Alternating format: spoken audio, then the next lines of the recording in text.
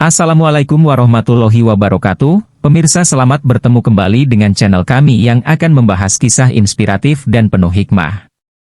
Hari ini kita akan mengunjungi Abul Qasim Al-Junaid. Sejak kecil Abul Qasim Al-Junaid sudah merasakan kegelisahan spiritual. Dia adalah pencari Allah yang tekun, penuh disiplin, bijaksana, cerdas dan mempunyai intuisi yang tajam. Pada suatu hari ketika pulang dari madrasah, Abul Qasim Al-Junaid mendapati ayahnya sedang menangis. "Apakah yang terjadi?" tanya Junaid kepada ayahnya. "Aku ingin memberi sedekah kepada pamanmu, Sari, tetapi ia tidak mau menerimanya," ayahnya menjelaskan. "Aku menangis karena seumur hidupku baru sekarang inilah aku bisa mengumpulkan uang 5 dirham. Tetapi ternyata pemberianku tidak pantas diterima oleh salah seorang sahabat Allah. Berikanlah uang itu kepadaku, biar aku yang akan memberikannya kepada paman. Dengan cara ini tentu ia mau menerimanya." Junaid berkata. Uang 5 dirham itu diserahkan ayahnya dan berangkatlah Junaid ke rumah pamannya. Sesampainya di tujuan, ia mengetuk pintu. "Siapakah itu?" terdengar sahutan dari dalam. "Junaid," jawabnya. "Bukalah pintu dan terimalah sedekah yang sudah menjadi hakmu ini." "Aku tidak mau menerimanya," Sari menyahut.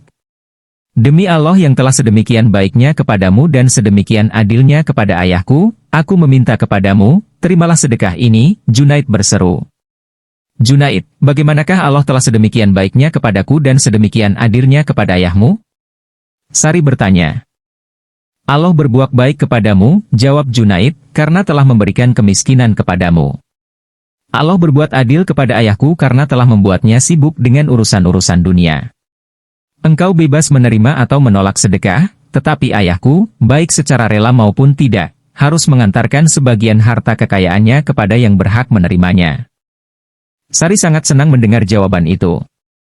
"Nak, sebelum menerima sedekah itu, aku telah menerima dirimu." Sambil berkata demikian Sari membukakan pintu dan menerima sedekah itu.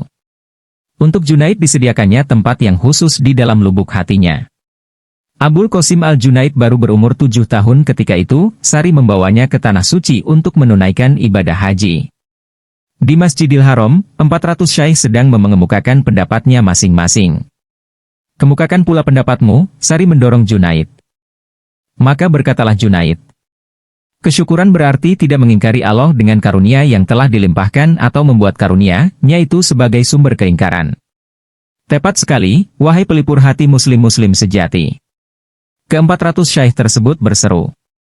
Semuanya sependapat bahwa definisi kesyukuran yang dikemukakan Junaid itulah yang paling tepat. Sari berkata kepada Junaid, "Nak, tidak lama lagi akan kenyataanlah bahwa karunia yang istimewa dari Allah kepadamu adalah lidahmu." Junaid tidak sanggup menahan tangisnya ketika mendengar kata-kata pamannya itu. "Bagaimanakah engkau memperoleh semua pengetahuan ini?" Sari bertanya kepadanya. "Dengan duduk mendengarkanmu," jawab Abul Qasim Al-Junaid. Abul Qasim Al-Junaid lalu kembali ke Baghdad dan berdagang barang pecah belah. Setiap hari ia menurunkan tirai tokonya dan melakukan sholat sunat sebanyak 400 rakaat. Belakangan hari, usaha dagang itu ditinggalkannya dan ia mengunci diri dalam sebuah kamar di rumah Sari. Di dalam kamar itulah ia menyibukkan diri untuk menyempurnakan batinnya. Di situ pula ia membentangkan sajadah ketekunan sehingga tidak sesuatu hal pun selain Allah yang dipikirkannya. Selama 40 tahun Abul Qasim Al-Junaid menekuni kehidupan mistiknya. 30 tahun lamanya, setiap selesai sholat Isya, ia berdiri dan mengucapkan, "Allah, Allah," terus-menerus hingga fajar, dan melakukan sholat syubuh tanpa perlu berwudu lagi. Setelah 40 tahun berlalu, Abul Qasim Al-Junaid berkisah, "Timbullah kesombongan di dalam hatiku, aku mengira bahwa tujuanku telah tercapai. Segeralah terdengar olehku suara dari langit yang menyeru kepadaku, 'Junaid, telah tiba saatnya bagiku untuk menunjukkan kepadamu sabuk pinggang majusimu.' Mendengar seruan itu aku mengeluh, 'Ya Allah, dosa apakah yang dilakukan Junaid?' Suara itu menjawab, 'Apakah engkau hidup untuk melakukan dosa yang lebih besar daripada itu?' Abul Qasim Al-Junaid mengeluh menundukkan kepalanya. 'Apakah manusia belum patut untuk menemui Tuhan-Nya?' bisik Abul Qasim Al-Junaid, 'maka segala amal baiknya adalah dosa semata.' Abul Qasim Al-Junaid lalu terus berdiam di dalam kamarnya dan terus-menerus mengucapkan, 'Allah, Allah,' sepanjang malam. Tetapi fitnah menyerang dirinya dan tingkah lakunya ini dilaporkan orang kepada Khalifah. Kita tidak bisa berbuat apa-apa kepada Junaid bila kita tak mempunyai bukti, jawab Khalifah. Kebetulan sekali Khalifah mempunyai seorang hamba perempuan berwajah sangat cantik. Gadis ini telah dibelinya seharga 3.000 dinar dan sangat disayanginya. Khalifah memerintahkan agar hamba perempuannya itu mengenakan pakaian yang gemerlapan dan didandani dengan batu-batu permata yang mahal. Pergilah ke tempat Abul Qasim al-Junaid, Khalifah memerintahkan hamba perempuannya, berdirilah di depannya, buka cadar dan perlihatkan wajahmu, permainkan batu-batu permata dan pakaianmu untuknya. Setelah itu katakanlah kepada Junaid, aku datang kemari agar engkau mau melamar diriku, sehingga bersamamu aku bisa mengabdikan diri untuk berbakti kepada Allah. Hatiku tidak berkenan kepada siapapun kecuali kepadamu. Kemudian, perlihatkan tubuhmu kepadanya. Bukalah pakaianmu dan godalah ia dengan segenap daya upayamu. Ditemani seorang pelayan, gadis itu diantar ke tempat Abul Qasim al-Junaid. Si gadis menemui Junaid dan melakukan segala daya upaya yang bahkan melebihi dari apa yang diperintahkan kepadanya. Tanpa disengaja ia terpandang oleh Junaid. Abul Qasim al-Junaid membisu dan tak memberi jawaban. Si gadis mengulangi daya upayanya dan Abul Qasim al-Junaid yang selama itu tertunduk mengangkat kepalanya. Ah! Serunya sambil meniupkan nafasnya ke arah si gadis. Si gadis terjatuh dan seketika itu juga menemui ajalnya. Pelayan yang menemaninya kembali ke hadapan Khalifah dan menyampaikan segala kejadian itu. Api penyesalan menyesak dada Khalifah dan ia memohon ampunan Allah karena perbuatannya itu. Seseorang yang memperlakukan orang lain seperti yang tak sepatutnya akan menyaksikan hal yang tak patut untuk disaksikannya, Khalifah berkata. Khalifah bangkit dan berangkatlah ia untuk mengunjungi Abul Qasim al-Junaid. Manusia seperti Junaid tidak bisa dipanggil untuk menghadapnya, ia berkata. Setelah bertemu dengan Abul Qasim al-Junaid, Khalifah bertanya. Wahai guru, bagaimana engkau sampai hati membinasakan tubuh gadis yang sedemikian eloknya? Wahai pangeran kaum muslimin, Abul Qasim al-Junaid menjawab. Belas kasihmu kepada orang-orang yang mematuhimu sedemikian besarnya, sehingga engkau sampai hati untuk menginginkan jerih payahku selama 40 tahun mendisiplinkan diri, bertirakat, menyangkal diri, musnah diterbangkan angin.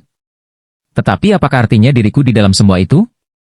Janganlah engkau lakukan sesuatu hal kepada orang lain apabila engkau sendiri tidak menginginkan. Selama 30 tahun aku mengawasi batinku, Abul Qasim al-Junaid mengatakan, setelah itu selama 10 tahun batinku mengawasi diriku.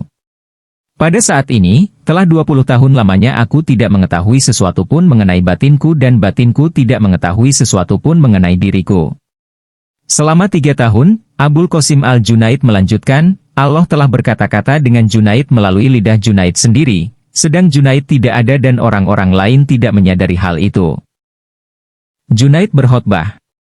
Ketika lidah Abul Qasim al-Junaid telah fasih mengucapkan kata-kata mulia, Sari As-Sakathi mendesak bahwa Junaid berkewajiban untuk berkhotbah di depan umum. Awalnya Abul Qasim al-Junaid enggan, ia tidak ingin melakukan hal itu. Apabila guru masih ada, tidaklah pantas bagi si murid untuk berkhotbah, Junaid berkilah.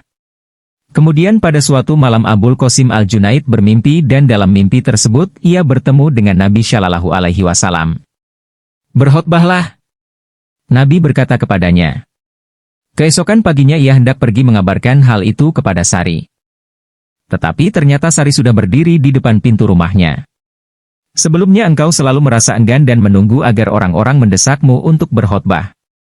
Tetapi mulai saat ini engkau harus berkhotbah karena katamu dijadikan sebagai alat bagi keselamatan seluruh dunia. Engkau tak mau berkhotbah ketika diminta murid-muridmu, engkau tak mau ketika diminta oleh para syaikh di kota Baghdad. Dan engkau tak mau berkhotbah ketika kudesak. Tetapi kini Nabi sendirilah yang memberi perintah kepadamu, oleh karena itu engkau harus mau berkhotbah. Semoga Allah mengampuni diriku, jawab Abul Qasim al-Junaid. Tetapi bagaimana engkau bisa mengetahui bahwa aku telah berjumpa dengan Nabi dalam mimpiku? Aku bertemu dengan Allah dalam mimpi, jawab Sari, dan dia berkata kepadaku, telah kuutus Rasulku untuk menyuruh Junaid berkhotbah di atas mimbar. Aku mau berkhotbah, Abul Qasim al-Junaid menyerah, tetapi dengan satu syarat bahwa yang mendengarkan khotbah-khotbahku tidak lebih dari 40 orang. Pada suatu hari Abul Qasim al-Junaid berkhotbah. Jumlah pendengar hanya 40 orang. 18 orang di antaranya menemui ajal mereka sedang sisanya yang berjumlah 22 orang jatuh pingsan dan harus digotong ke rumahnya masing-masing. Pada kesempatan lain Abul Qasim Al-Junaid berkhotbah di dalam masjid besar. Di antara jamaahnya ada seorang pemuda Nasrani tetapi tak seorang pun yang mengetahui bahwa ia beragama Nasrani. Si pemuda menghampiri Abul Qasim Al-Junaid dan berkata, Nabi pernah berkata, berhati-hatilah dengan wawasan seseorang yang beriman karena ia bisa melihat dengan nur Allah. Apakah maksudnya? Yang dimaksudnya adalah, Abul Qasim Al-Junaid menjawab, bahwa engkau harus menjadi seorang muslim dan melepaskan sabuk Nasranimu itu, karena sekarang ini adalah zaman Islam.